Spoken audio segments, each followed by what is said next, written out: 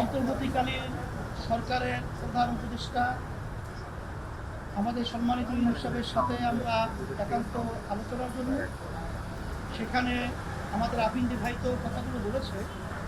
তবে আমরা তাকে বলেছিলাম যে জুলাই আগস্টের যে অভ্যুত্থান হয়েছে, হাজার হাজার মায়ের কোল সন্তান হারা হয়েছে, অনেক আমার উদীয়মান বাংলাদেশের ভবিষ্যৎ সন্তানগুলো চক্ষু হারিয়েছে, অনেকে পঙ্গুত্ব বরণ করেছে। এতগুলো ত্যাগের পরে আমরা এই দেশটাকে সুন্দর একটা দেশ হিসেবে আমরা পাব।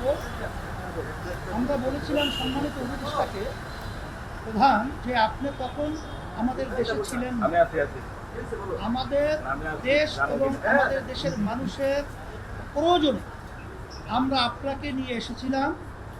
আমরা একত্রে সুন্দর দেশ গড়ার লক্ষ্যে মাঝখানে চলার পথে আপনি হয়তোবা কষ্ট পেয়েছেন বা আপনাকে কাজ করার সুযোগ দেওয়া হচ্ছে না, বিভিন্ন কায়দায় মানসিক ব্রেন বিভিন্ন ধরনের টর্চার আপনার উপরে চলছে, এটা আমরা অনুভব করছি। আমরা বলছি যে আমরা যদি যারা নাকি রাজপথে দেশ গড়ার যোদ্ধা রয়েছে এখানে আমরা যেতে একসঙ্গে যাব, সকলে একসঙ্গে হবো, কিন্তু মাঝ পথে আপনি রণভঙ্গ দেবেন আর মাঝপথের সমুদ্রে আপনি আমাদেরকে ফেলে চলে যাবেন, এটা হতে পারে না। এই ধরনের চিন্তা আপনার মাথায় যেন না আসে, এটা আমরা আশ্বাস করেছি। আর সাথে সাথে আমার ভাই তো বলেছেন যে আমরা প্রয়োজনীয় সংস্কার যদি না হয়, জাতির যে একটা প্রত্যাশা সুস্থ একটা নির্বাচন, সেখানে পেশি শক্তি, সেখানে কালো টাকার দৌরাত্ম্য সহ বিভিন্ন পর্যায়ে ঘাপটি মেরে যারা নাকি নির্বাচনকে প্রশ্নবিদ্ধ করবে, এই বিষয়গুলো যদি সংস্কার না হয়, সেখানে নির্বাচন তো আবার সেই বিগত দিনের ইতিহাস যেখানে কলঙ্কিত, সেই আবার এই 24 যে আগস্টের যে অভ্যুত্থান সেটা আবার বাস্তবায়ন হবে, এটা আমরা চাই না। এই জন্য আমরা বলছি প্রয়োজনীয় সংস্কারগুলো আপনারা দৃশ্যমান তড়িৎ আপনারা এটা করবেন।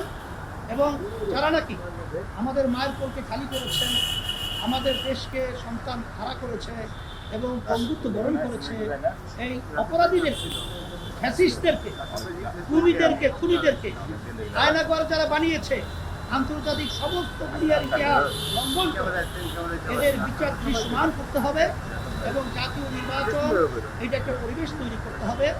আর সাথে সাথে আমরা স্থানীয় নির্বাচনের ব্যাপারেও আমরা বলছি এটা যদি আগে হয় তাহলে কালো টাকা এবং পেশি শক্তির প্রভাবটা সেখানে এলাকায় ওভাবে তারা করতে পারবে না, বিধায় সুন্দর একটা জনপ্রতিনিধির একটা প্ল্যাটফর্ম তৈরি হবে, এটা আমরা আলোচনা করেছি। আর সাথে সাথে আপনাদের সকলকে আমরা ধন্যবাদ জানাই এর জন্যে যে আমরা যেন এই দেশ গড়ার ব্যাপারে আমরা সবাই একাকার হয়ে অন্তর্বর্তীকালীন সরকার সহ এবং যারা আমরা রাজনৈতিক দূর অভ্যুত্থানে যোদ্ধা যারা আমরা ছিলাম, প্রশাসন সহ সাংবাদিক বন্ধুরা সহ সকলকে আমরা একত্রিত হয়ে আমরা দেশ গড়ার ব্যাপারে আমরা যেন একাকার হয়ে কাজ করতে পারি। আপনাদের সকলকে ধন্যবাদ জানাচ্ছি এবং আমাদের আলোচনা অত্যন্ত সুন্দর ফলপ্রসূ হয়েছে এবং বলেছি আমরা যে আমাদের সকলেই আমরা অনেকে তো দাবি করি ডিসেম্বর নির্বাচন হওয়া 25, কেউ দাবি করি রমজান, কেউ দাবি করি অমুক।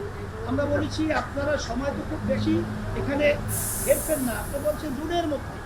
এবং আজকে আমাদের সম্মানিত প্রধান উপদেষ্টা বলেছেন জুনের একদিনের পরেও এই সরকার থাকবে না 2025, আপনারা নিশ্চিত 2026 এটা পরিষ্কার। সেই হিসেবে আমরা এটা আশা রাখতে পারি, বিধায় আজকে আলোচনা খুব সুন্দর অন্ধকারের মেঘ ছিল সেটা আল্লাহর রহমতে কেটে গেছে। আমাদের অন্তর্বর্তীকালীন সরকার এবং প্রধান তাকে আমরা সাহস যোগাবার জন্য আল্লাহর রহমত করে। এবং আমরা আরেকটা কথা বলেছি যে বিষয়গুলো বিতর্ক তৈরি হয় এরকম সিদ্ধান্ত নেওয়ার ব্যাপারে আপনারা সচেষ্ট থাকবেন। আরো চিন্তা ভাবনার মাধ্যমে প্রয়োজন হলে আপনার রাজনৈতিক দলগুলো সহ আরো যারা প্রয়োজন আছে তাদের সাথে আলোচনার মাধ্যমে তারপরে এই স্পর্শকাতর যে সিদ্ধান্তগুলো আপনারা নেবেন, এইটা আমরা বলছি। আলহামদুলিল্লাহ।